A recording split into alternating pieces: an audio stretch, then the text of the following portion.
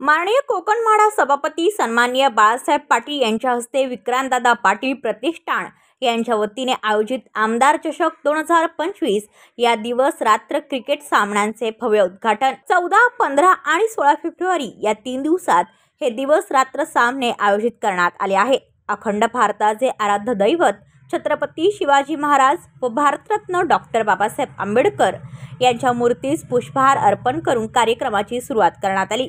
या प्रसंगी अल्पसंख्याक मोर्चा महाराष्ट्र प्रदेश उपाध्यक्ष अकबर सय्यद, विक्रांतदादा प्रतिष्ठानचे अध्यक्ष राहुल बोर्डे, निशांत गोयल, गोविंद घाडगे, संदीप डोंगरे, विजय पगारे, रुपेश बोर्डे, रवी रत्नपारखी, प्रदीप देशमुख, प्रशांत कदम, तानाजी खंडागळे, देविदास खेडकर, राजेश पाटील, संजय पाटील, निलेश वाडेकर, विवेक सावंत, रोहन वाजेकर, सचिन कुलकर्णी, अभिजित देशमुख आणि रणजित देशमुख हे उपस्थित होते। ब्युरो रिपोर्ट पनवेल वार्ता न्यूज।